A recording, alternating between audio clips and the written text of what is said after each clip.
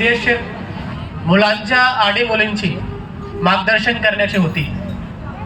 तर या ठिकाणी जे काही मुलं मुली ज्यांनी खूप सहभाग घेतलाय, स्पोर्ट्स असेल किंवा सांस्कृतिक कार्यक्रम असेल, 2 दिवसात खूप सहभाग घेतलं, खूप मनोरंजन केलं, परंतु जे मेन उद्देश्य आहे, मुख्य उद्देश्य कि यहाँ से जाने के बाद तुम्ही काय घेऊन जाणार आहे, तर ते आहे की ग्रॅज्युएशनच्या नंतर तुमचा कोर्स संपूर्ण केल्यानंतर किंवा तुमच्या 12वी 10वी जे काही असेल ते केल्यानंतर तुमचा एक उद्देश असला पाहिजे, तुमचा एक स्वप्न असला पाहिजे की मला 5 वर्षानंतर कुठे जायचे आहे।